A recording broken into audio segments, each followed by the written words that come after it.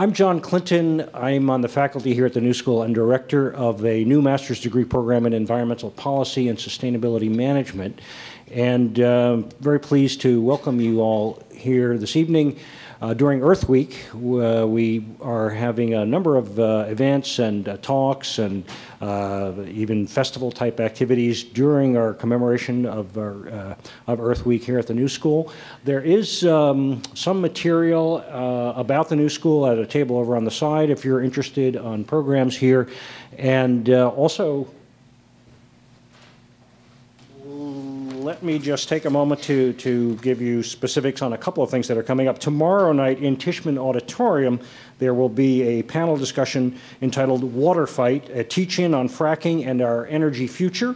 And it will be moderated by Joel Towers, the Executive Dean of the Parsons School, and will include a variety of speakers, including representatives of the NRDC, the Natural Resources Defense Council, the New York City Law Department's Environmental Protection lead, as well as a current senior in environmental studies at Lyon College here at the New School, and panelists representing advocacy positions on one side or the other in relation to the issue of fracking. That's 6:30 p.m. tomorrow night in Tishman Auditorium, which is 66 West 12th Street. And this Saturday at the Union Square Green Market, the third in a series of short classes on sustainability by New School faculty and students will be ongoing from 2 o'clock until 4 o'clock in conjunction with Alumni Reunion Day at the New School. And there's a schedule of those classes over at the table on the side as well.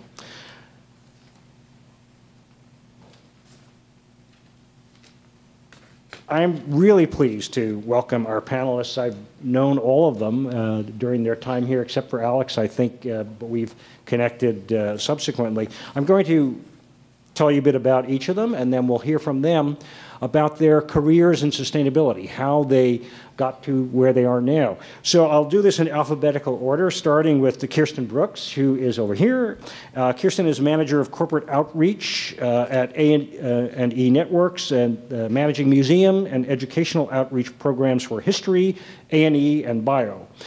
Prior to working at A&E Networks, Kirsten was program administrator at the United Illuminating Company, managing K-12 education and community outreach programs on behalf of the Connecticut Energy Efficiency Fund.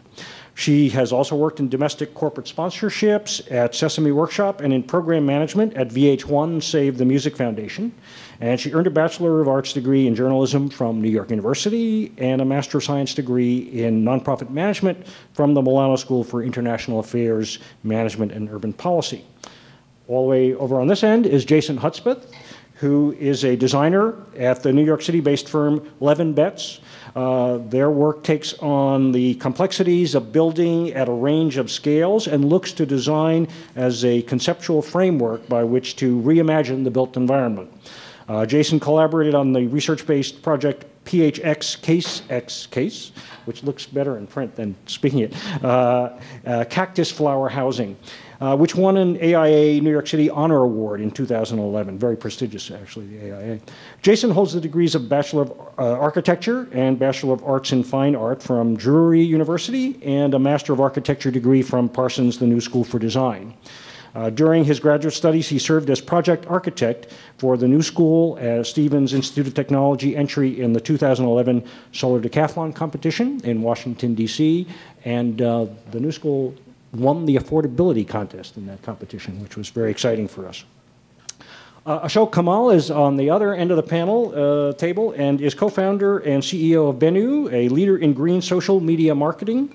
Bennu's sustainability solutions increase enterprise value by aligning clients' business objectives with consumer demand and environmental resources.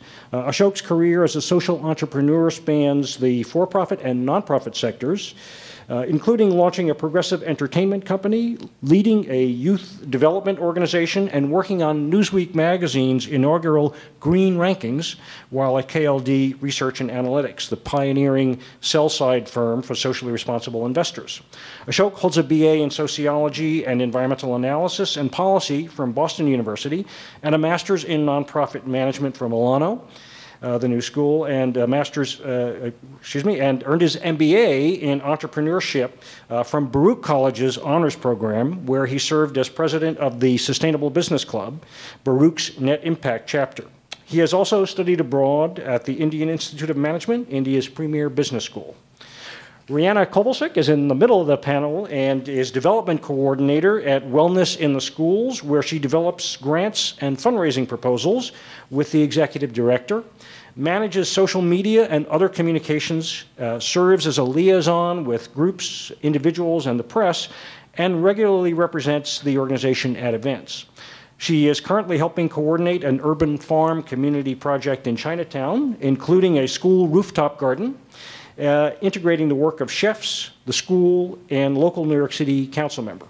Rihanna graduated in 2007 with high honors from the DePaul University in Chicago with a BA in public policy with a focus on urban policy, and holds an MS in urban policy and management from the Milano School of International Affairs, Management, and Urban Policy. And Rihanna was the student program assistant for the program that I direct now when she was here last year when we were just getting off the ground.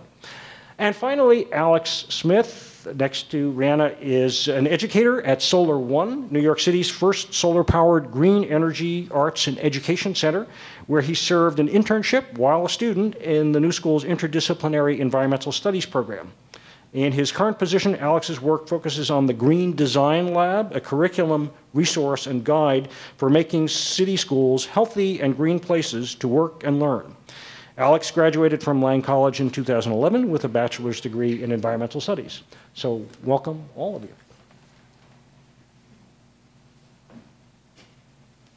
Actually, let me just do this from here, because I want to remind the panelists to speak into the microphone when you speak so that we can capture it on video as well as amplifying the sound. So we'll probably have to pass those back and forth a bit. So maybe, shall we begin? Jason, do you want to start? I know you have a slideshow.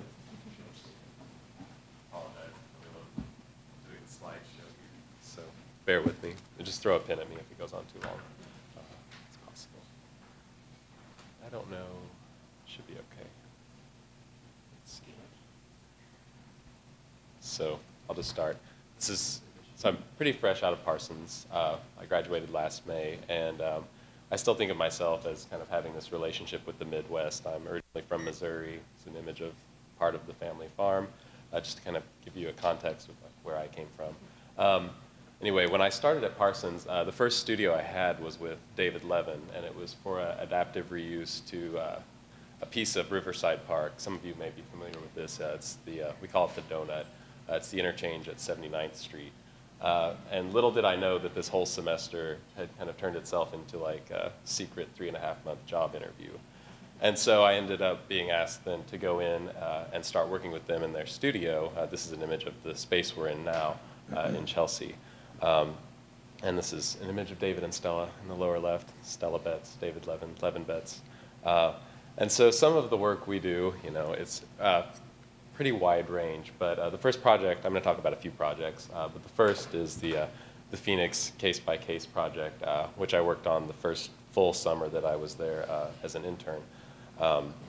This project was part of a opportunity we had to be a part of a publication for the 30, 60, 90 book series, which was looking at, bad move. Looking at the case study houses from starting in the 40s and moving on through the 60s when some of those were kind of ending. So this was an opportunity for architects that were asked to be a part of this project to look back, reflect on that, and then develop new proposals. And David and Stella had done some work in Phoenix before, looking at kind of the impact of hard surface parking lots and just doing a totally different sunshade project for that. So this kind of grew out of that initial research. What this project did essentially was look at the canal systems in and around Phoenix, and then start to look at the interesting kind of site conditions that were happening. So here, we zoomed into the Grand Canal, which was one of the main canals going through the city, and then we kind of did some analysis of each of these interchanges with different neighborhoods, the streets, et cetera. And then we picked one zone that kind of had an interesting mix of different programs happening, commercial, had a school nearby, and a large piece of the canal cutting through that was bisected by the road. And here you can kind of see what's happening with that in plan. And so this is kind of an exploded axon showing one of the main housing developments that we designed for this proposal. We were thinking all along of these multifamily units as kind of having an allusion to the cactus, so we call it the cactus flower housing project quite a bit. But water resource management and reference to the water and that kind of intermittent resource that's flowing through these canals, not all through the year, of course. That was kind of the impetus for looking at these water-based systems originally. And so this unit proposal kind of grows out of that. It was also looking at the development patterns in Phoenix, kind of looking at this largely horizontal, sprawling kind of development that is expanding endlessly, essentially out into the landscape. And this was looking to kind of turn that back onto the canals and think of them not as these kind of like back alley things that weren't like features in the landscape of the city, and to turn it and make them something that was much more kind of open to civic development at the ground level. And then so we extended that development off of these kind of main interchanges and then down the canal system, and these units popped up along there. And here you see a section kind of getting back to that idea of the cactus, bury the parking below ground and then focus on the water collection systems, solar collection, et cetera, and carefully stacking these units and thinking about the orientation of the building all throughout. And this is a purely research-based project. Unfortunately, probably will never be built, but was a lot of fun to work on.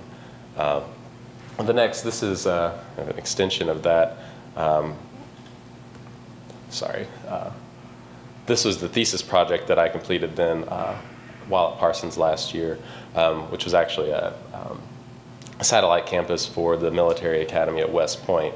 And it's a very different kind of program going into that. But what it led me to architecturally was an investigation in the city. This is a site plan looking at the meatpacking district around Chelsea. And I developed 3 approaches to this, kind of looking at 3 different types of intervention, and became very interested in the adaptive reuse of a lot of these old meatpacking warehouses in and around that area. So this is a view on the High Line, looking at one of the strips of building that I essentially took over and reprogrammed as a part of that process. And here are plans of that redevelopment. Interior view.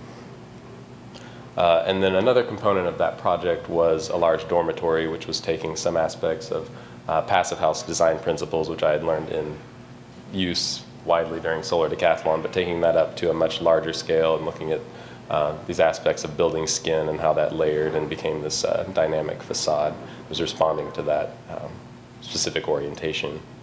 And here a view of that perspective view. And then this project was, as John mentioned before, this was the Solar Decathlon, which was, the Empower House was our team name. Some of you may be familiar with that already. But our project from the beginning was interesting in that we wanted it to be more than just a competition house, which these things had a reputation for kind of being these one-offs that didn't really have a destination in mind when the competition was over. So we partnered very early with Habitat for Humanity in DC, and we found a location in a kind of underserved community called Deanwood, where we were interested in putting this house on a final site. And so we designed around that the entire time, taking into account these aspects of passive house as we designed. And then we built the Solar Decathlon competition unit in Hoboken over the summer. That's an image of our construction site, which had a really nice view of Manhattan. And then at the top, kind of highlights basic features that we were utilizing: the super thick, super insulated envelope, highly efficient windows, and the use of passive solar strategies for powering the home. And then we have PV on the roof to supplement whatever energy needs aren't made up by having such an efficient house. And this is just an image of the house at the competition. And then here, the inside. We're very proud of our window splays. A very difficult detail to pull off. Pretty good. And then, again, the front porch. The porch was a big part of our narrative, referencing the community, and so we really tried to capitalize on that. And then here, finally, the houses are finally going up, so it's a part of a duplex. So what has a little bit of wood on the facade is the Solar Decathlon. It's been kind of temporarily destroyed for reconstruction purposes, but now it's expanded to have its full upper story, and then its twin is right next door. So we're excited to go down and build pretty soon and see that finished. And then to conclude, this last project is something that's going on now at Levin Betts. It's an adaptive reuse and kind of big expansion on top of an existing, what used to be a tasty bakery factory up in Harlem. And so you can kind of see the old facade at the lower level. So it's exciting to again see kind of in the real practice this adaptive reuse and increased density and all these other kind of passive strategies coming into play in the professional world again. And this is kind of looking at that expanse through the building. Some of the systems diagrams for how we evolved the form to be what it was for the final scheme. And it's just a street view of the final project. And that's all I have. So, thank you.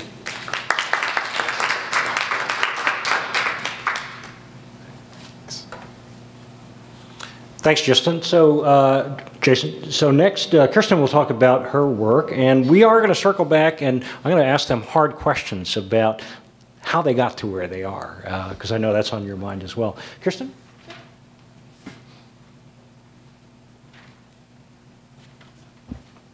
I don't have a fancy slideshow, but does this have internet access? Because I could show you a website. It does? Okay. At least I have some kind of color up here and prettiness. I'll just put this up here.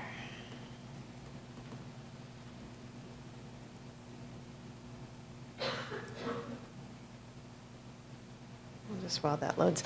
What I'm going to be talking about today is a little bit about my varied career and then how sustainability has kind of played a part in that, most recently in my previous role, which is, this is part of that. This is our program that we had, but I'll get to that in a second. So you can look at the pretty green. So as you heard from my bio, I've worked in a variety of different places, mostly in television and in media and the like. But then there's always been a constant through there in K-12 education. So I worked a little bit while at NYU doing my undergrad. I worked at VH1, Save the Music Foundation, so giving instruments to kids who couldn't otherwise afford them throughout the country. I also worked a little bit at Nick Jr.'s Blues Clues, the little kids show. Sesame Workshop, as was mentioned by Professor Clinton. Dr. Clinton, professor. I also worked briefly at MIT Media Lab, and that was right before coming to Connecticut, where I worked at United Illuminating, which is an electric company. It's like Con Ed here, but it's a smaller version of that up in Connecticut. That's primarily what I'm going to be talking about today. In Connecticut, when you pay your electric bill, there are two major electric utilities in the country, or in the state there. One is Connecticut Light and Power, and the other one is United Illuminating, where I worked. Well, everyone who lives in the state pays a fee on their electric bill. They have no choice. It was mandated. And that goes into a fund called the Connecticut Energy Efficiency Fund. That's this logo down here, this blue and teal logo. CLMP on the left and UI on the right. So everybody pays into that. And so what we would do at UI, and then I had a counterpart also at Connecticut Light and Power, what we would do is we would run programs to help benefit the residents of Connecticut in energy efficiency, in clean renewable energy, and helping Connecticut residents save money on their electric bills. So a lot of people would always ask us, well, why are you at the electric company and trying to get me to save? How is this really going to benefit? But it was mandated. And so all of this money, Connecticut Light and Power had 80% of the service territory in Connecticut, and we had 20% at UI. So we got 20% of the funds, and they got 80% of the funds. And so we would run those programs. My responsibility at UI, and as I said with my counterpart at Connecticut Light and Power, was to run the K-12 education programs. So only working with teachers and students throughout the state, because their future, they're our future ratepayers. They are the people who are really going to make this happen when it comes to saving energy and saving the environment. And so what I worked on, two main programs. One is EE Smarts, which is up on the screen right here, and the EE stands for energy efficiency or energy education. It stood for a lot of different things to us.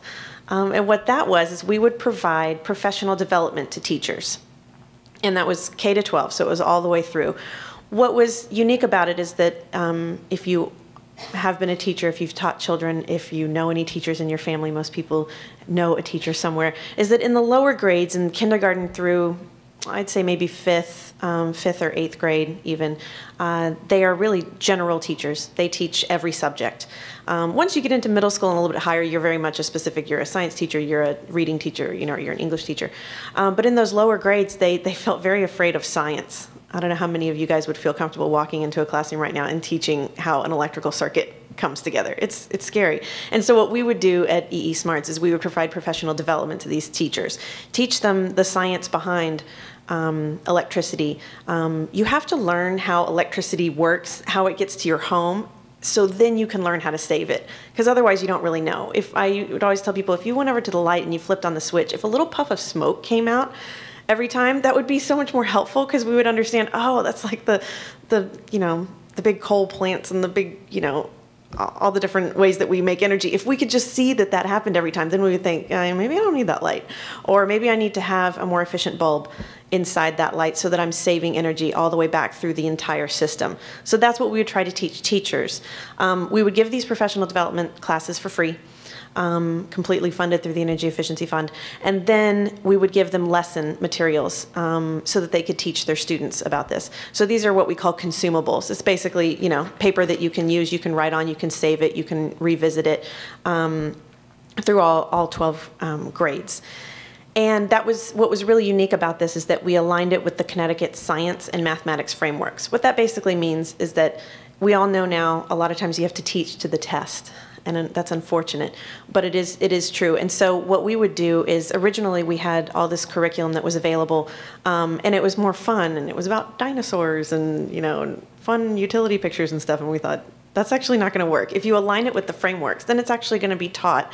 And then the test that they take at the end of the year is actually going to reference each of these things. So learning how to complete a circuit is actually on the test. And so now we can teach students how to complete a circuit, and then you can learn how to save energy ultimately with compact fluorescent light bulbs, with LED light bulbs and the like. So that was our big approach, was to do that and to make that available to all Connecticut students. So we had about 10,000 units of our curriculum in the state. There's 169 towns in Connecticut, and what's a little bit different than in New York City, well, actually, it actually is a little bit similar. Each town had its own school district, so that's almost 169 school districts in one tiny state, which is a lot like New York in that, as we were talking about before with some of our schools here in New York City, you have like one building and it has like 5 schools in it. It's very similar to that, because you just have all these tiny little fiefdoms that you have to work in. So we were working strategically with a lot of those different school districts across the state. I also managed the Smart Living Center, which was a museum that you could go to as a resident in Connecticut.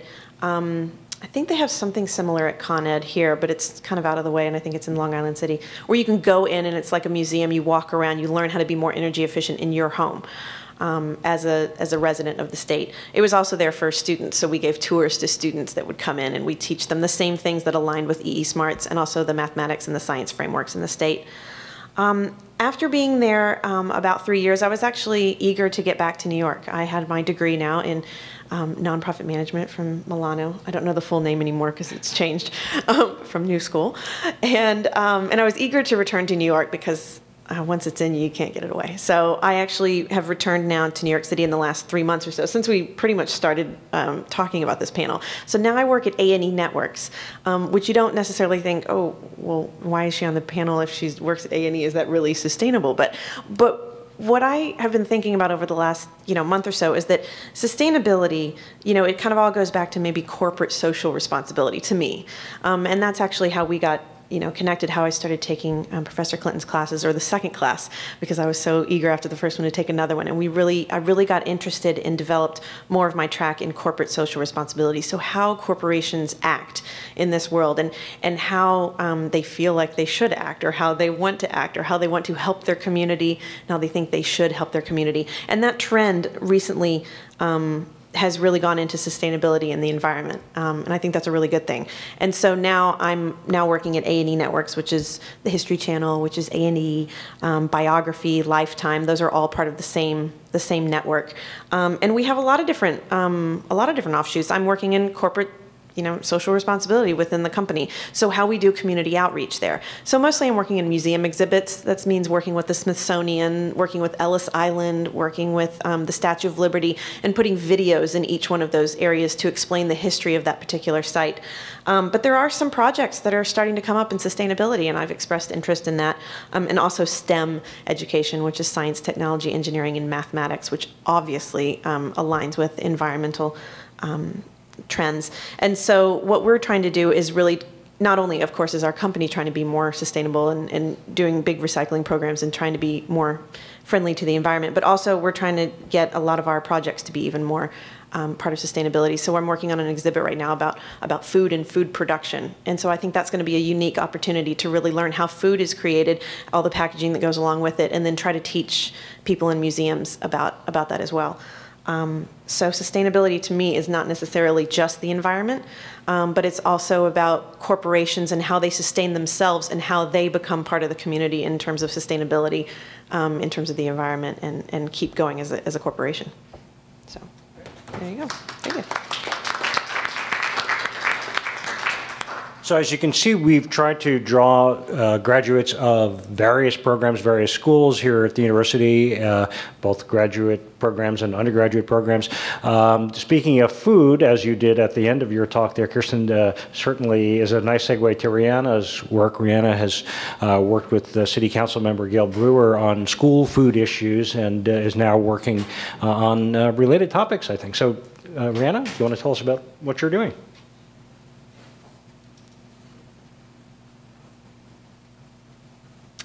Hi, my name is Rihanna, and I guess I'll put up a website too. Why not? Give you something to look at besides us.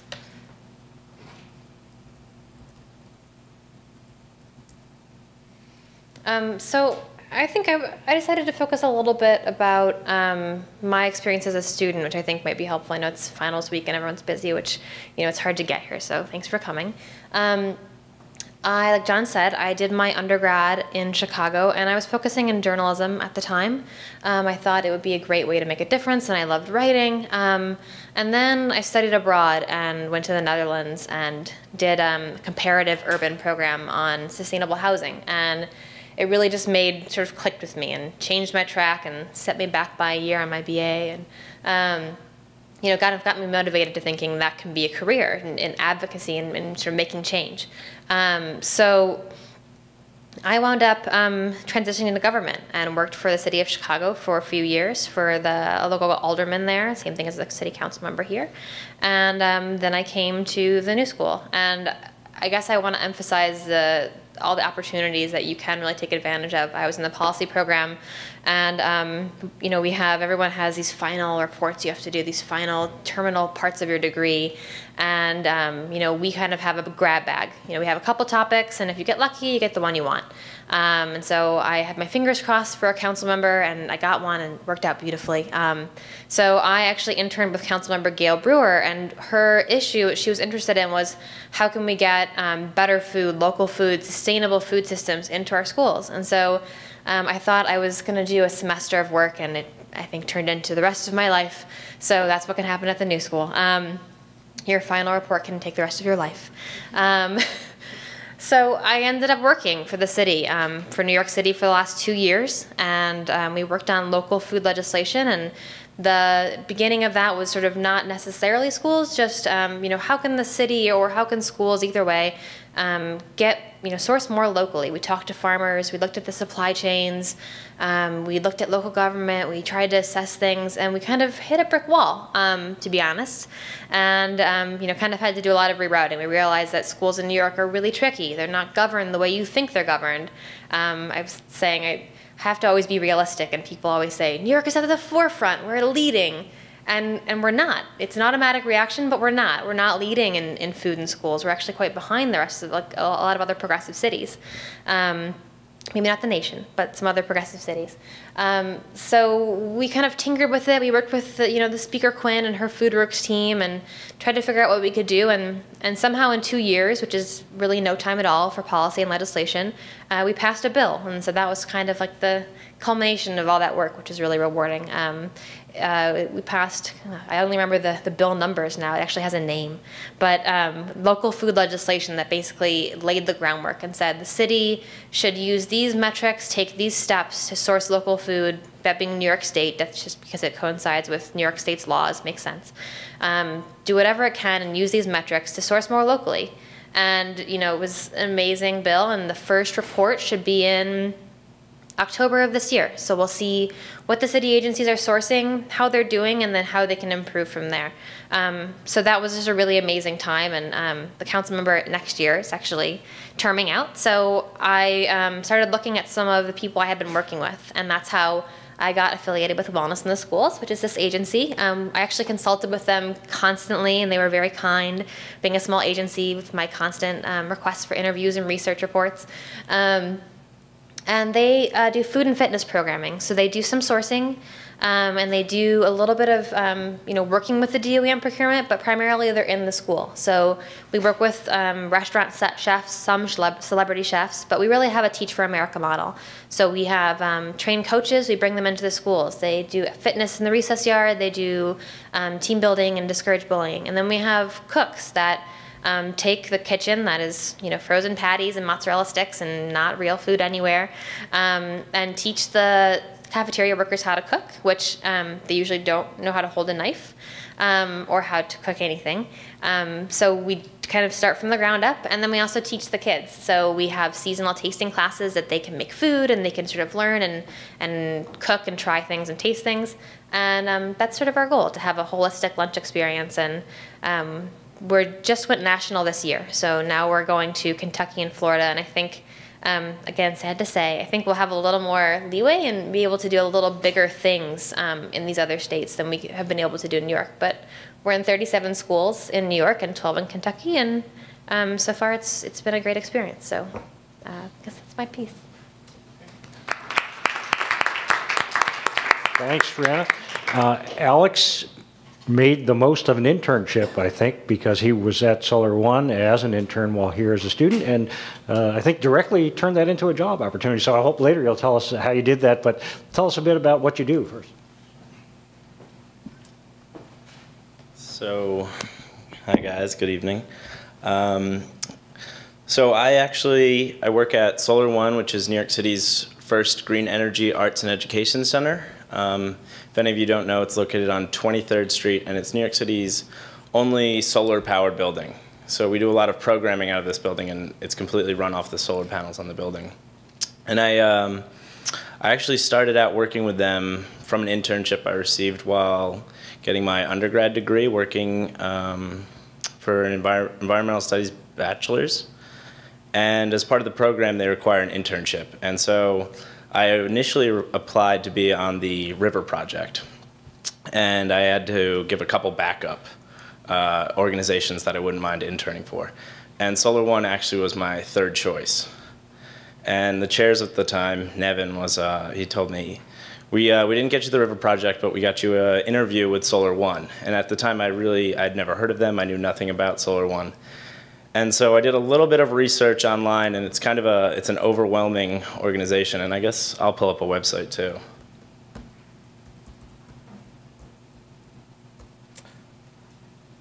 And so I went to my initial interview for an internship, and they asked me a bunch of questions, and we went back and forth, and I really liked the people that were working there. And at the end of the interview, they asked me, "Do you have any questions for us?" And I asked them actually, what is it you guys do? Like, can you summarize it? And the three people that were interviewing me laughed, because if you look at the top of the page here, you can see that Solar One has a number of programs. They have a park that they manage. That's part of the organization's mission statement. They pay $1 a year in rent in exchange for managing Stuyvesant Cove Park, which is located on 23rd Street from 23rd Street to 18th Street, right on the East River.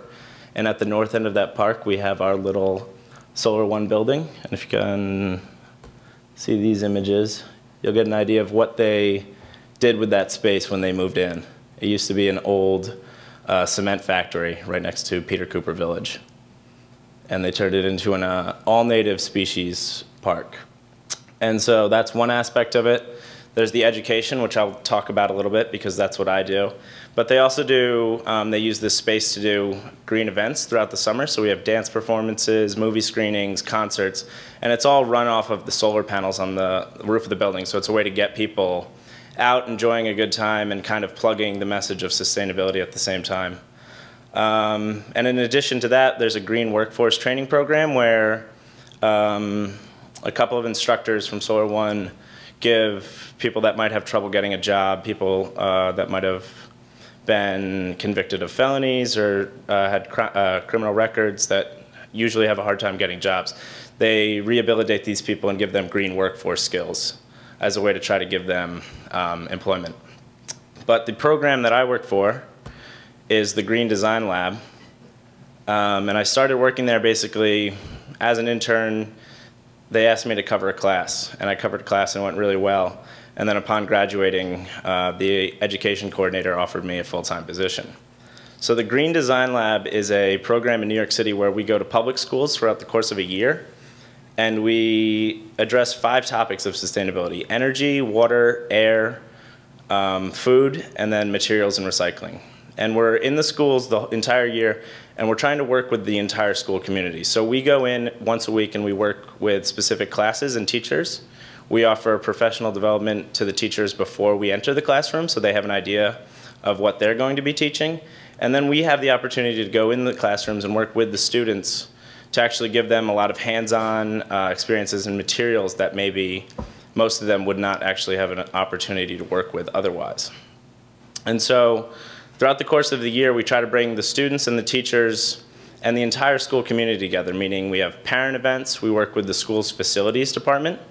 So we actually tie the whole school together and try to teach them how to work together to be sustainable. Because in a system as big as New York City, there's a lot of cracks for sustainability issues and a lot of preset systems that make integrating sustainability very challenging. For example, one of the things is that public schools have a major problem with recycling. Almost no public schools in New York City recycle, and that's because there's no penalty for not recycling, because it would just be moving money around the city. If they find the schools, it's just going to go to sanitation. It's too big of a system for them to regulate.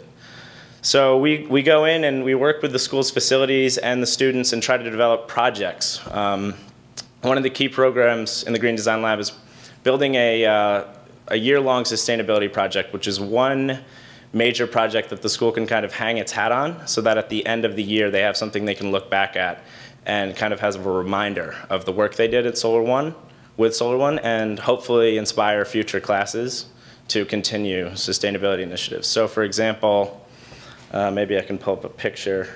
This picture, the top right here, that's students at the Academy of Urban Planning, AUP, out in Bushwick.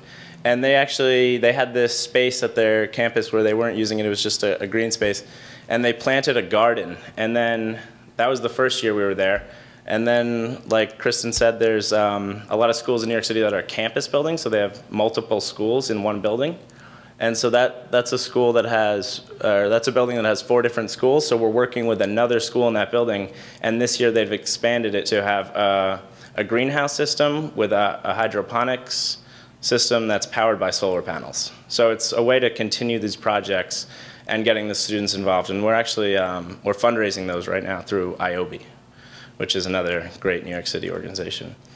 In addition to the units and the school greening projects, we use the school building as like a learning tool to put these STEM education requirements that teachers have to teach their students these days into context of the building. So if kids are doing electrical circuits, we take the kids down to the basement of the school and let them explore their electrical meters and take actual electrical meter readings from month to month so they can have an idea of just how much electricity that school building's using and what impact that has. And then encouraging them to do sustainability projects, whether it's replacing incandescent light bulbs with CFLs in the school building, or just reminding people to turn off their projectors and lights at the end of the day, and seeing if that has an impact. And we're finding that the behavioral changes along with the greening projects do. So one of the schools I worked with last year had an 11% reduction in its electricity use throughout the course of the year.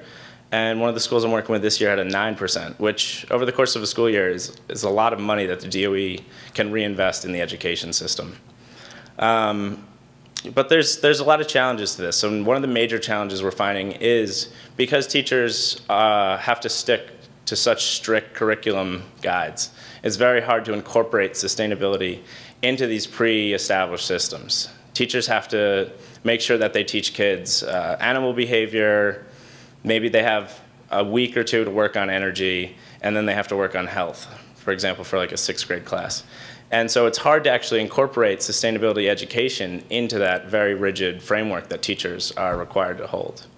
So that's definitely one of the challenges that we're realizing now. But the Green Design Lab has been fairly successful so far from what we've seen in working with students and actually being in the school buildings for an entire year to change behavior. So thank you. And our final speaker, Ashok. Try to pull up the deck too.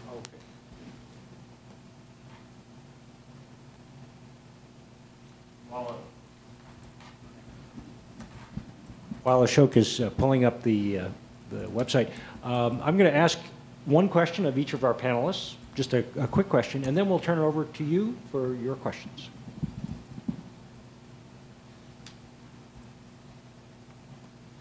CAPTCHA.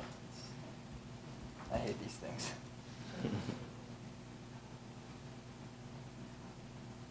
All right, there we go.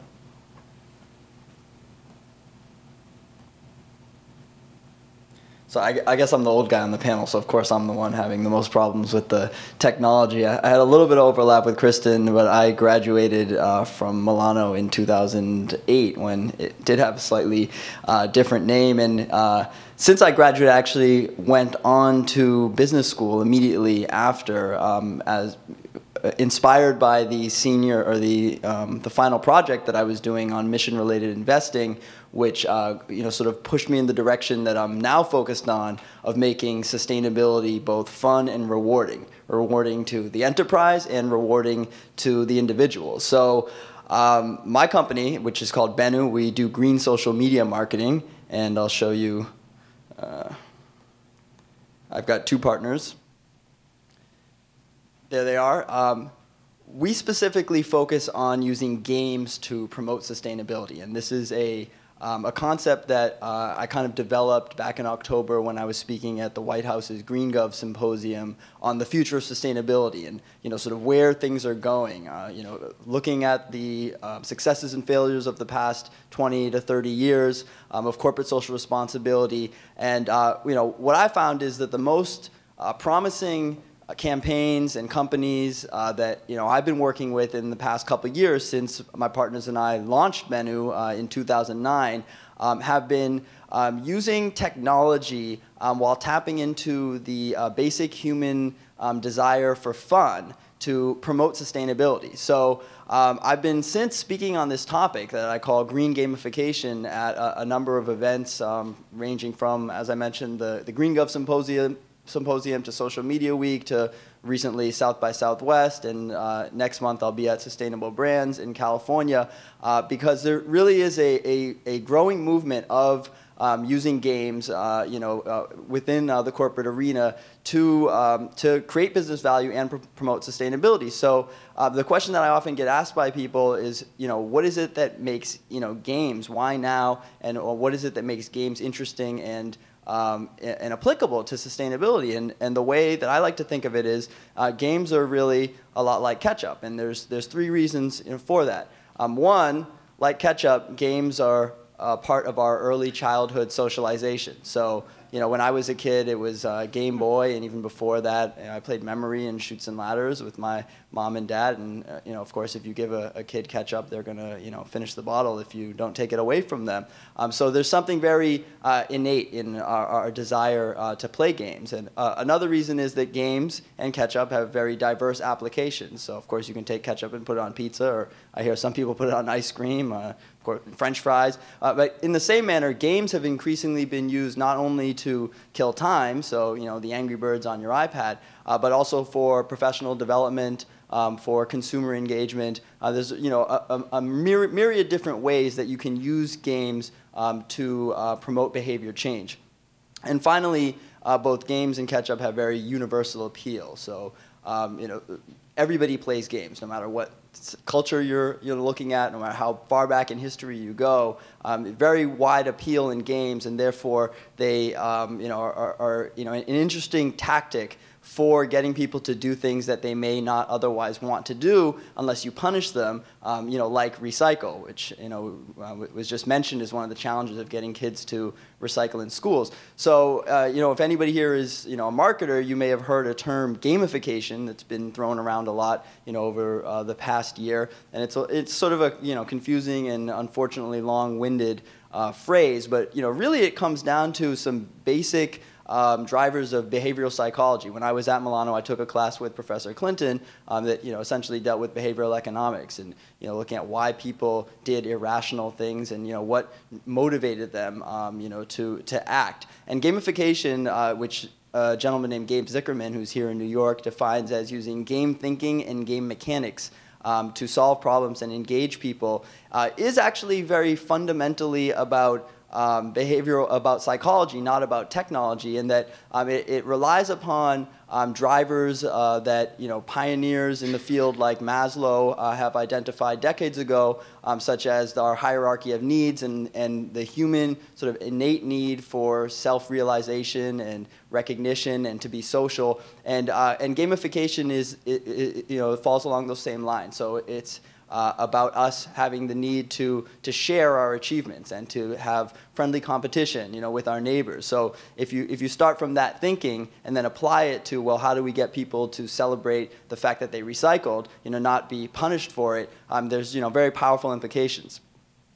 So game mechanics, which is the other side of gamification, and game thinking being the design, but the mechanics being the tactics that are employed, are things like points and badges and leaderboards and challenges that people may be familiar with. For example, Foursquare, that's almost entirely based on badges and sharing in order to get people to check in to locations. So those are game mechanics, and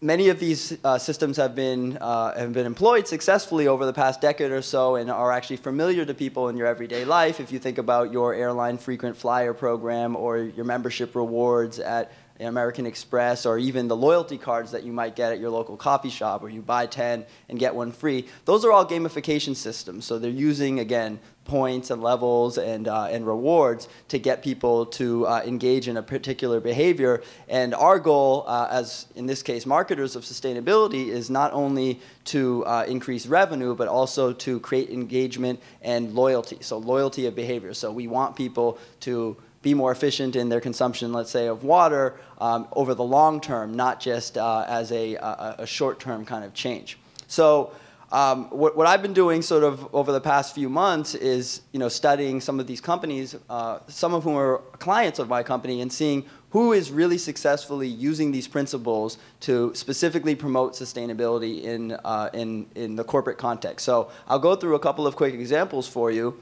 and be happy to answer questions later on.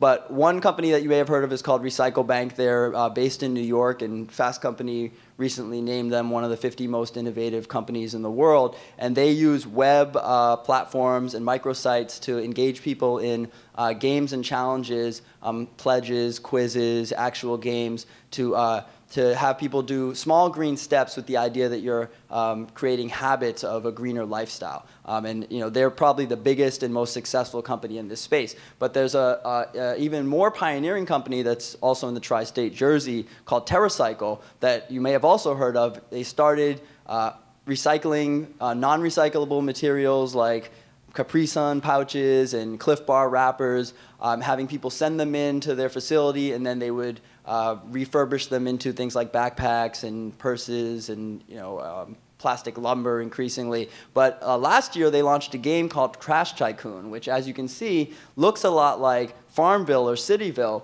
but in fact, it's different because you score points for taking green actions in the game. And the interesting thing about Trash Tycoon, while TerraCycle's main business is about recycling in the real world, in the digital Trash Tycoon world, when you recycle, you earn points that you can redeem in the real world, and vice versa. When you're recycling at home, you can earn points that you can convert to virtual currency to then use to build your virtual community. And that principle of being able to bridge the divide between the digital and the physical world, especially when we're talking about greening and the need to green in real life, not just on the web, is really important. And this game is one of the first examples that really bridges that gap and uses the fun of an online social game to then create and promote real world change. So similarly, there's a company that's based out of Boston. I just came back this morning or this afternoon from there with a startup that launched at MIT successfully and has recycling kiosks where you deposit your water bottle or your soda bottles. They're in cafeterias generally on college campuses throughout Massachusetts. And you receive rewards, both the cash back as well as points that you can again redeem. And what Green Bean does is set up team-based challenges where you have different clubs and fraternities that are actually competing against each other, and they're being informed about the actual real-world implications of their recycling activities. So that sort of real-time feedback that they get and the context around what does it actually mean to recycle, what's the importance of it, is a really important principle here. So just to shoot through a couple more examples very quickly, Practically Green is another Boston-based company, and they focus on applying these same gamification principles to the enterprise. So how do you get Microsoft to green its corporate headquarters where it has 50,000 people? Well, Practically Green has a series of different actions, 400 or so in their, their standard platform to get people to, say, turn off their computers when they leave, for home, and a series of other actions. And then they use essentially an internal social network to, again, get people to challenge each other and apply this game dynamic of social comparison, where you don't want to be the team in there that's consuming the most energy because you're finding out that your neighbors are doing a better job. Last couple of examples. This is a company called The Mutual. It's a New York-based startup out of Brooklyn, and they encourage people to vote different charities that then they give contributions to. So they're using sort of wisdom of the crowds to get memberships and then make donations to different charities around environmental causes. And again, they're a startup, but there are also some larger companies that have started to employ these tactics. The last one I just skipped through is called My Energy. They're a venture-backed startup in Boston. And this is the Nissan Leaf. If anybody's driven in a Leaf, you may have noticed that there's a dashboard called Car Rings where you can compare your eco-friendly driving habits to other owners of the Leaf. And again, that applies that dynamic of social comparison.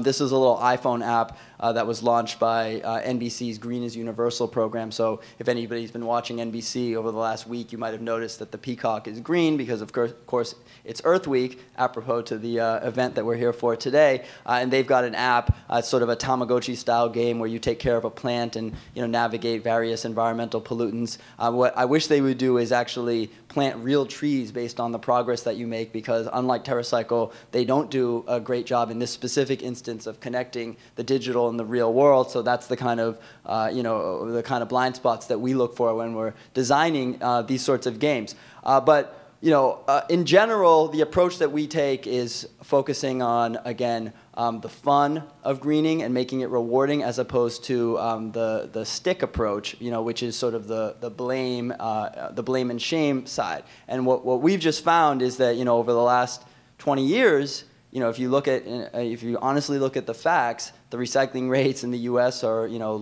low compared to many other industrial countries. Ours is in the 30s. Our organic foods, for example, market segment is minuscule, in 1 or 2%, and our generation of renewable energy. Again, it's in the low teens. So the shift has not been made from sort of the green niche to the green mainstream. And the question is, how do we move the needle or fill that green gap, as it's sometimes called? So we, again, use games and the principles of games to make sustainability fun. And what we like to say is that the future of sustainability is about fortune, fun, and fame, not blame and shame. So I'll go back to the seat and be happy to take any other questions. Thanks.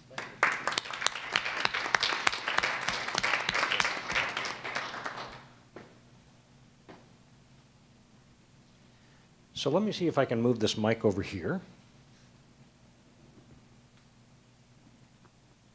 And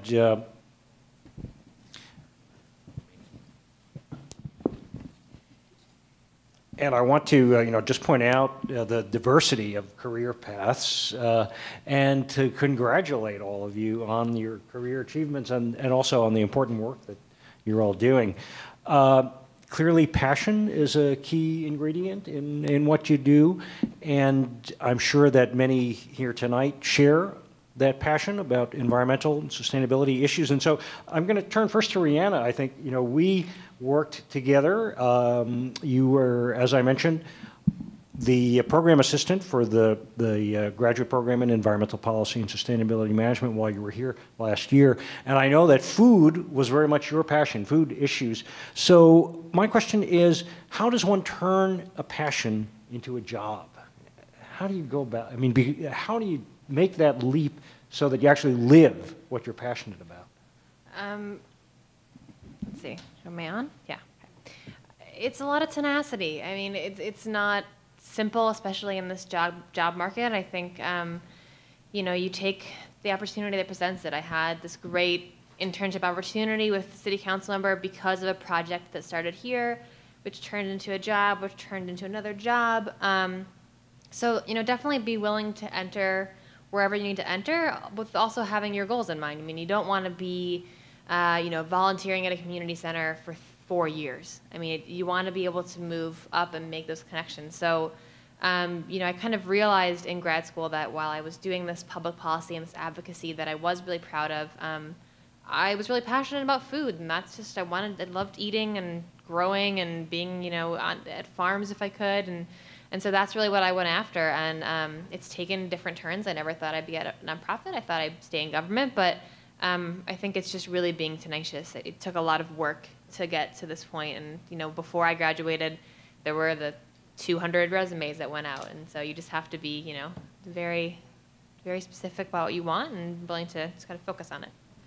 Thanks. Well, your passion about food issues certainly had an influence on me. So I came to learn more about how important food is to your generation as a social issue in a lot of ways. And we just introduced a new specialization in food and the environment that grew in part out of our work together. Alex, I want to turn to you for the next question if I can. So we heard about passion. You, on a very practical level, took that passion where you were at Solar One, serving an internship. How can you best take advantage of an internship and turn that into a job opportunity? I guess when I started at Solar One, I had very loose requirements, and because the company's so diverse, I was able to find where I wanted to work and kind of develop those relationships most. So originally, I was working out of just basically the park and events programming. And we all work out of the tiny little office, Solar One, which is, about a quarter of the size of this room with 12 people and desks and computers, so you're very close to everyone. And I just got into the education because it was a good fit for me. Growing up on the east end of Long Island, I've always had like a passion for actually being out and in the environment. And I think I just used that along with the ability to, successfully talk to the education programmers and tell them that I wanted an opportunity, and they gave it to me and I took it, and it just kind of developed out of that, out of the ability to go after what's available. Great, thanks. I'm going to turn to Jason next. Internships provide practice. Jason, when you were involved with the Solar Decathlon, there was very much a practice dimension to that. We're very big here at the New School on theory and practice. What aspects of that work on the Solar Decathlon that involved the practice dimensions help you in terms of your career trajectory?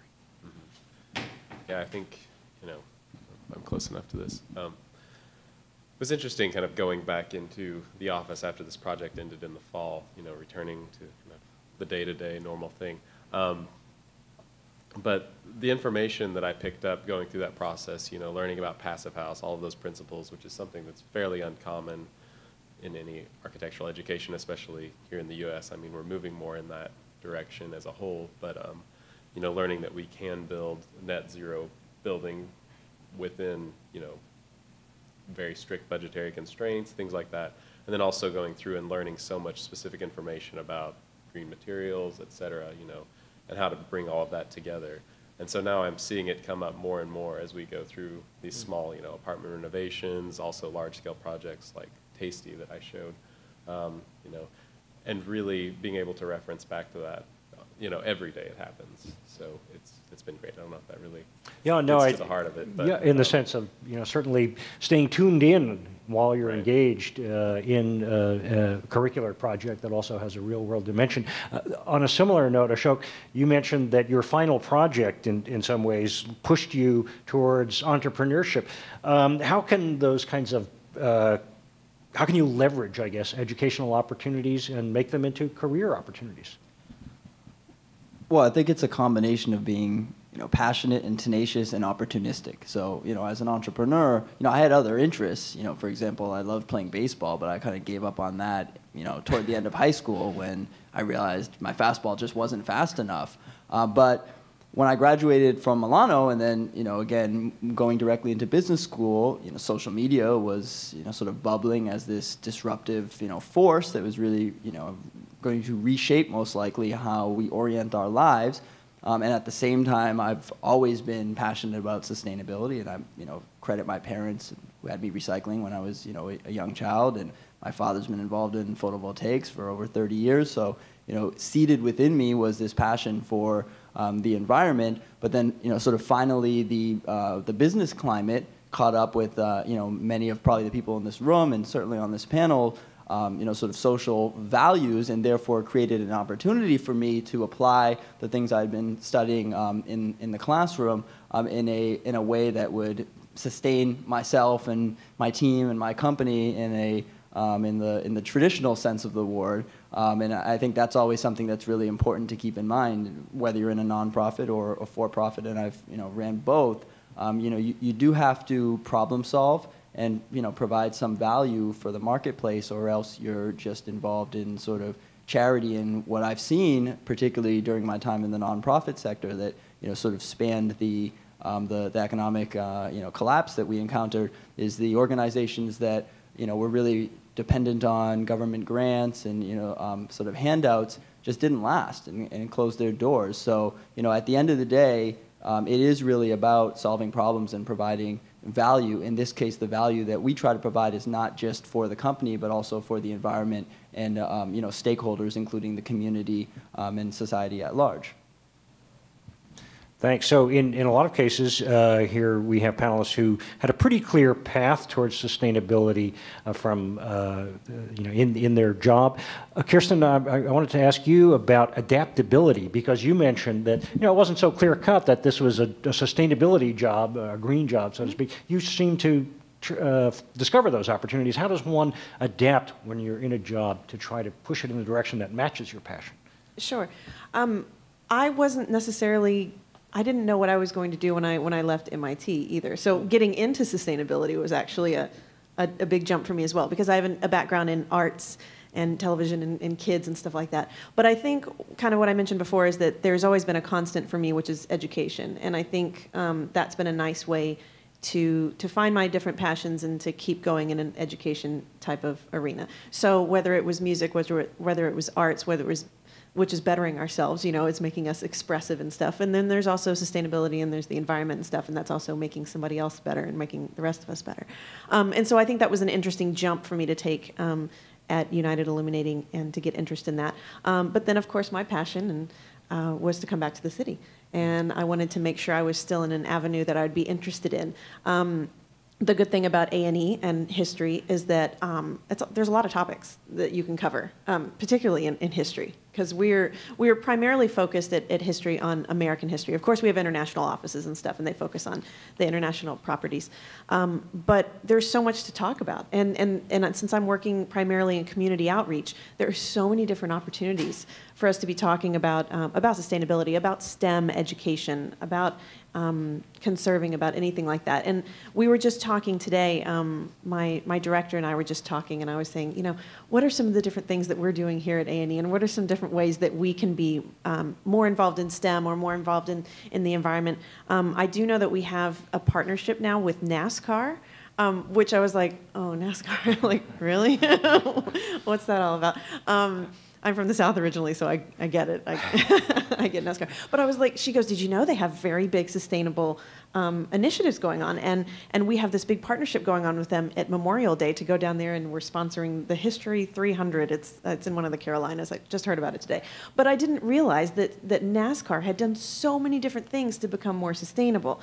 Like they're making sure now that their tracks are now, all the different facilities are powered by LED lights or compact fluorescent lights or some kind of fluorescent, lighting that is more efficient. They have one of their tracks has these ponds that are built next to the track, so when the runoff comes off from the oil and the like, that it actually goes into those ponds and they can contain it so it doesn't seep into the ground.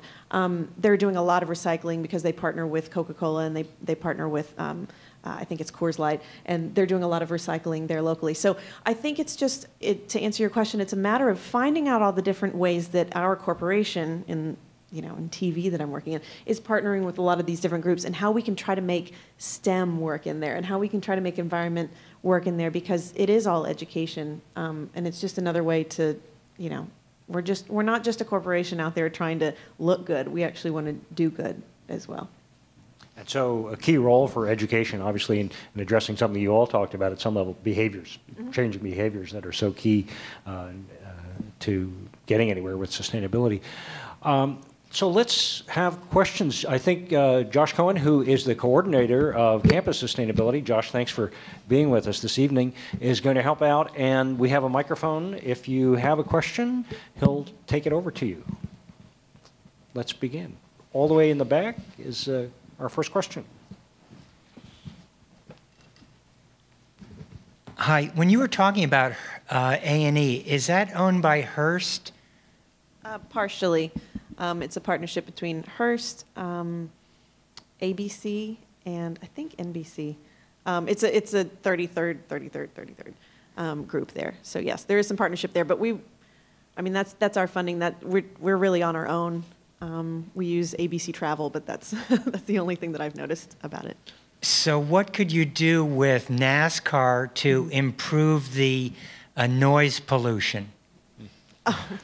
Well, I haven't really thought about it since I just heard about this at around 4 o'clock this afternoon. But I don't know about that. But I do think, there's always some kind of topic when you look at anything, and there's always something that we can do. And if there's a way that it fits with our values at A&E and of our television values, or educating the population about history, about A&E, about biography, about our citizens as a whole, if there's a way that we can do that, then this is a good opportunity. I don't know much about noise pollution myself, but at least I know that NASCAR is trying to do something, and I'm glad that we're partnering with them and have recognized that. So I'm going to give you $1 million suggestion. Okay, great. And the suggestion is that you have some A&E branded earplugs and then get a co-sponsor. So you put A&E on one side of the earplug, and you put Coca-Cola on the other side of the earplugs. And then when the fans leave the track, all the earplugs are collected and they're recycled into an A&E t-shirt. There you go. Great idea. Love it. Bring that to your director tomorrow. I'll bring that to my bosses. Thank you. There is a question in the front here, I think. Microphone coming in a second. Okay, thank you.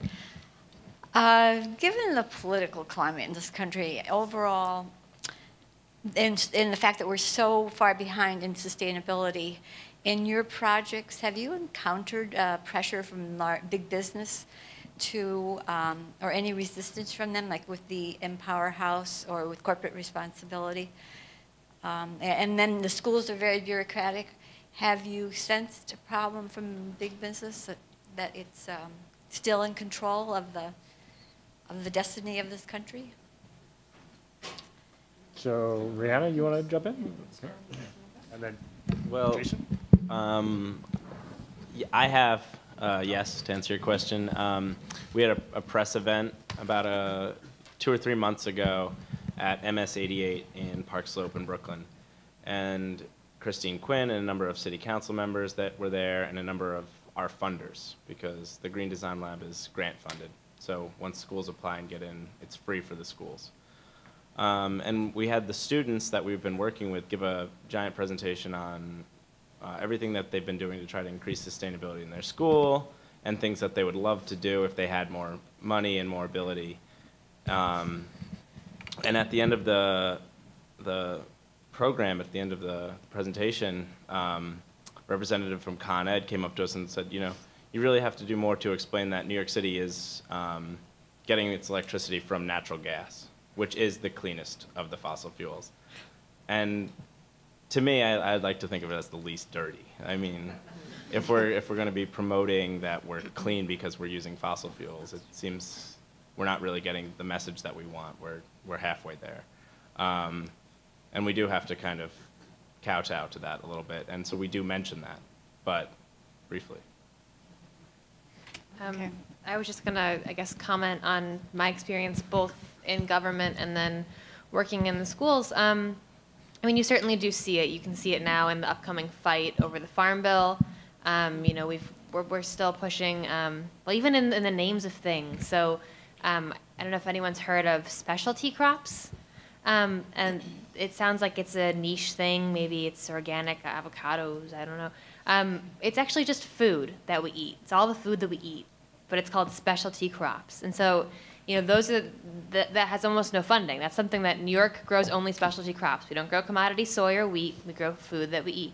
But you know, it's phrased that way. And so, you know, in government, we dealt with the local food legislation in contracts. You know, who's got the contract? Well, it's this big guy, and you know, it's always about pennies. And so instead of being about kids in schools, or instead of being about New York City residents and our health and saving $8 billion down the road, it's about, well, you know, this guy on the industrial farm in Iowa, his was 2 cents cheaper than the guy in New York on the sustainable farm, so we're gonna go with that. And so I don't think I felt it as that directly, where a company was saying, you know, you should change the way you're doing things, but it's always present. You know, it was always kind of very obvious for us.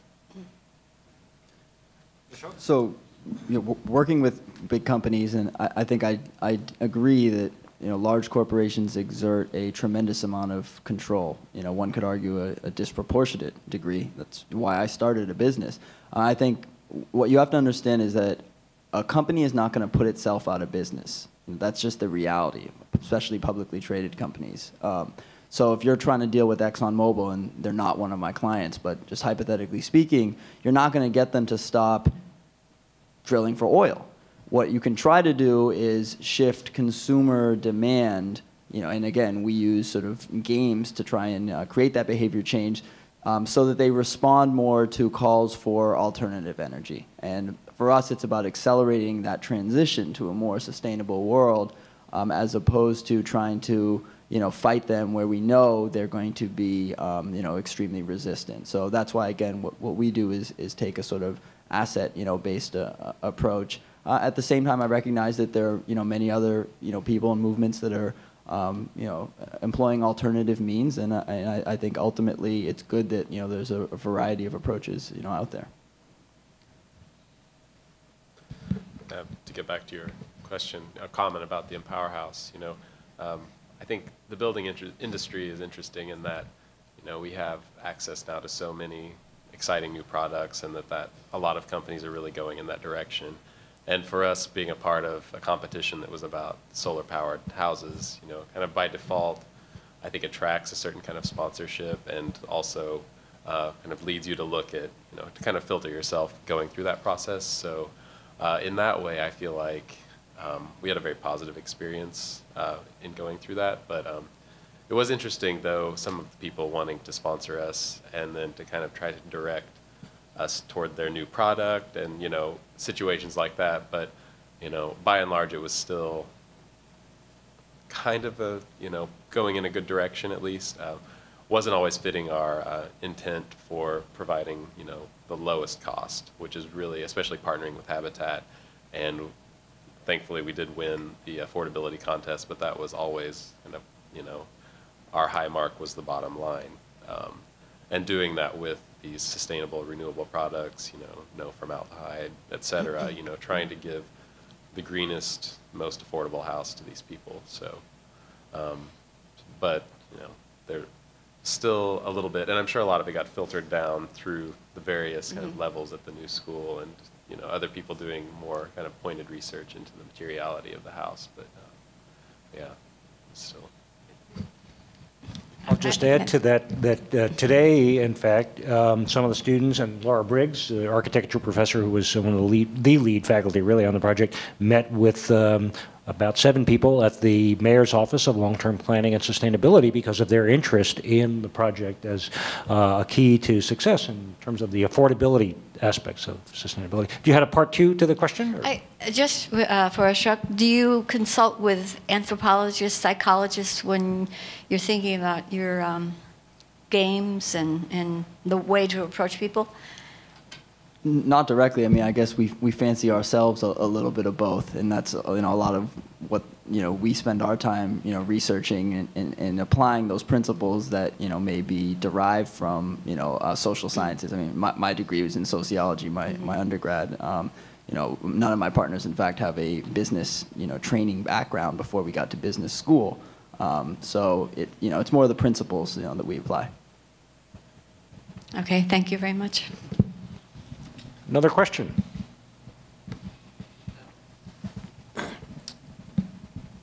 So this one is kind of just directed at Rihanna, I guess. I don't know, anyone can answer. But I was just wondering, sorry, because I'm especially interested in food, but what an average day at work is like, if it's if it's office work or making phone calls, collaborating, or kind of if you're outside. My work now or the city council? Your work now with the sorry, I forget the name. Wellness in the schools? The wellness in the schools, yeah, exactly. So it's hard to say there's an average day. I mean, like most nonprofits, we thankfully are growing programmatically, but we're still organizationally really small. You know, we have 37 schools in New York and 12 in, we just went national, so we have 12 in Kentucky, and we still really only have 5, maybe 4 full-time staff people. So, I mean, that's kind of how we run. You know, I am fortunate enough that a fundraising system was in place when I got there. I really never wanted to spend the rest of my life chasing a dollar. And so I do grant work and I work with partners, but I also just do a lot of developing the company as a whole. So, you know, today I had a meeting and a workout. I met with a personal trainer that wants to partner with our coach program, and we exercised in Central Park. That was right before I got here. So that's what I did with my afternoon. You know, I might meet with a restaurant chef. We do have some pretty high-profile chef partners, which is really exciting, and talk to them. I might be writing our newsletter. I might be, you know, having a meeting with someone. There's lots of communicating. I mean, really, I could be the development and communications coordinator. Might make sense. But I mean, my list is a mile long every day, and I'm doing so many different things. We apply for grants, and we have a lot of private supporters, and that's what really helps. So we're not, you know, tied to this government program if it's funded or not, and then we fail. So I do kind of a little bit of everything. I even touch into the schools occasionally, so even programming is not excluded. Doesn't sound like a typical day. It's pretty interesting and exotic. Anybody else want to respond to that question? What's a typical day like?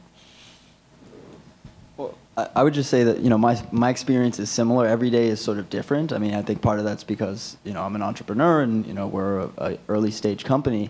But I think part of it also is everyone here, you know, is involved in a very rapidly evolving space if you look at sustainability as a whole. So I think, you know, we probably have an unconventional experience, and since this is a career about a panel about careers, you should ask yourself if you're a person who is comfortable with taking such an unconventional path. Because if you're not, if you're more looking for a 9-to-5 and something that's more stable, then this kind of, at least at this phase in your career, this kind of lifestyle may not be for you, because it is very much a lifestyle, and I would say that. It's an interesting comment. Maybe I can just introduce another part to the question then. I think some people here at least are students. What can a student do right now to start shaping their career trajectory? Perhaps thinking about the kind of issue that you mentioned, Ashok. Anybody want to respond to that? What would you do now if you were a student? Well, I think probably one of the best things I did, we have all had internships, and I think it's mostly required. It wasn't required of me here because I was a part-time student. But I was working full-time while I did that. But in undergraduate, having an internship. But it's not just those internships, but it's keeping those relationships going constantly. I mean, I am still talking to my very first boss that I had the very first day I arrived in New York City. And she now works in corporate social responsibility at JetBlue. Like, what a great person to be able to talk to. I think it's keeping those relationships, even if it's saying happy birthday to them, not through Facebook, writing them, calling them, whatever, you know what I mean? Like, it's having those relationships. It's before the whole Facebook thing. It's actually keeping in contact and really understanding those people where they are. If you hear a song and you're reminded of them, it's those relationships, because that's how I've gotten every one of a lot of my jobs has been some kind of relationship that I've had. How I get to be on a panel is because we've kept in touch, and because I was so interested in corporate social responsibility, and you've just had a great interest in it as well. And so I think it's all about relationship building and keeping that going. Anyone else? I mentioned sort of working on my, final project and moving on from there. And I would again say, take it. I mean, if there's something out there, you have to be the driving force. It's not gonna drop in your lap. You have a master's degree or a bachelor's degree, great. So now what? When I finished my project, there was no offer on the table. It was a group project. It was finished and over. And, I just called. I called the council member and said, I'd like to do more work for you. I think I can do more work for you on this. And she said, great. And we passed a bill. I mean, so I think, you don't have to wait for the right posting.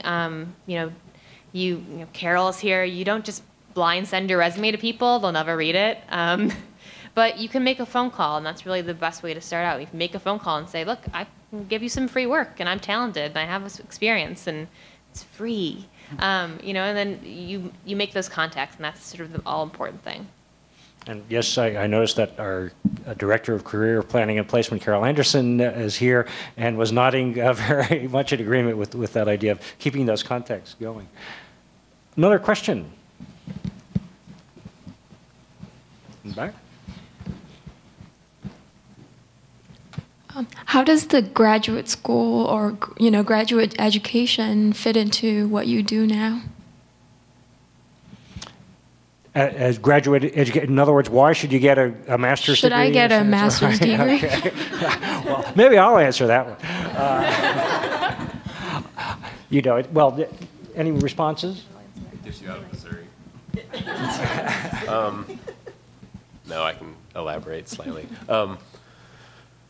Yeah, well, for one thing, I was interested in being able to teach at a higher level after, and that's been an opportunity that's come up through Parsons, actually. I was able to go back last fall and help with a portfolio class, and looks to be happening again next fall. So, being affiliated with the practice side of architecture is great, and, it has its ups and downs. It goes through kind of a cycle, and, you never know, is this project going to get built, is it not? But then, to kind of have that balance with, interacting with students and, doing that kind of like purely theoretical work and just really, helping them develop, whatever it is that they want to do, I've found to be a really nice benefit to that. And yeah, getting out of Missouri. So.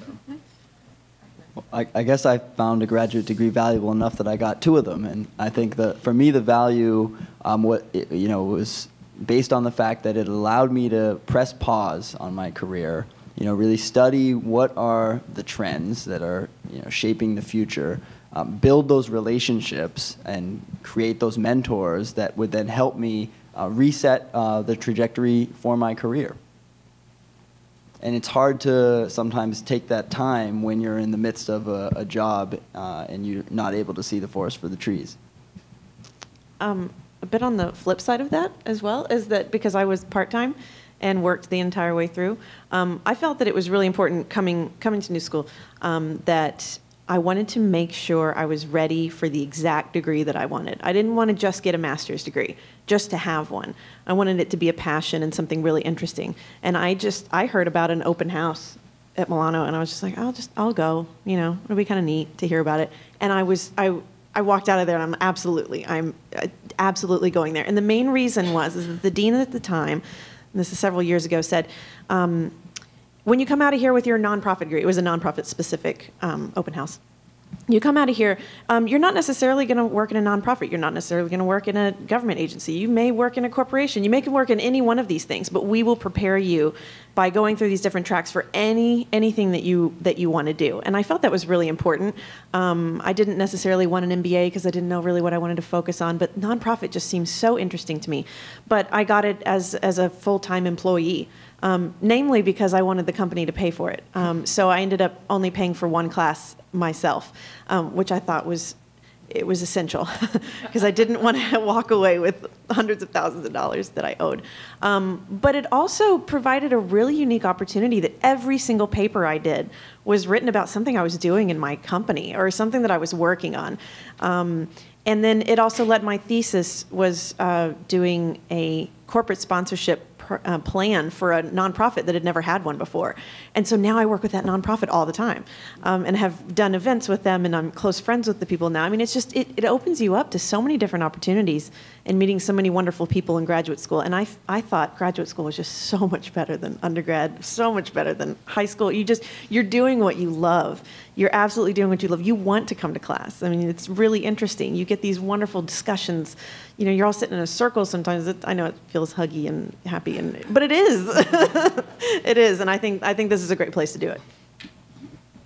I'll add one thing to that in the sense that with the master's degree program in environmental policy and sustainability management, by intention we wanted to attract students who came from a variety of backgrounds because the nature of the field is interdisciplinary and interprofessional. And so we have 2 engineers, 5 architects, an environmental educator, 3 people with a background in finance, a lawyer, people with backgrounds in humanities, in publishing.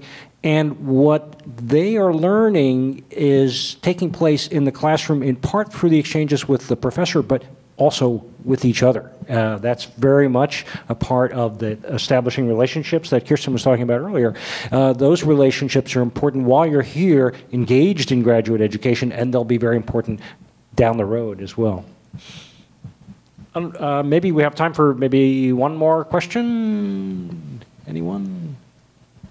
Last question back there.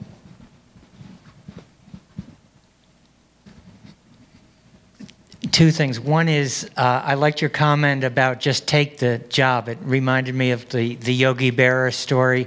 When you come to the crossroads, the split in the road, take it. But the food issue and the health issue, particularly in schools, I mean, that is a mega issue with diabetes and the power of the food lobby and the medical industry. It seems like there are just so many conflicts. So maybe not only the food person could say something about food, but maybe the other panelists could chime in about their favorite food and why and how they stay healthy. I know the entrepreneur on the end of the panel, he's running so fast that he's burning 10,000 calories a day, but not everybody has his metabolism. Well, on top of that, I'm a vegan, so obviously I do see food as bigger than just what you eat and put into your body. So it's about, I guess, what you're eating. Personally, I sort of always tried to be a little bit conscious about that, I guess. But I think it's kind of corny. The more you know, the more you can change. The more I learned about the industrialized food system, the more not okay I was with buying ground beef from a supermarket when I didn't know where that ground beef came from, or if it was standing in its own waste all day, or maybe eating chicken feathers, which is a thing that actually happens. So, you know, I don't eat all organic food. I don't eat all vegan food. I don't go to the farmer's market every day and pick fresh flowers. You know, I just can't afford that. But I do try to know where my food comes from. I do try to, you know, buy less meat. If I can't afford organic meat, buy less of it. I do a CSA share, which is really economical. And those things bleed over. I mean, it took a long time to sort of move my boyfriend onto, well, it costs more, so why can't we? I mean, I'm sure this meat's good. It looks good. It's nice. And Purdue, it's a big company. I'm sure we can trust it. But you know, now that he's, you know, has learned more through me, maybe forcefully, I mean, he's kind of like, I don't want to buy that anymore either. I can't deal with that. So. Well, and I would add one comment to that.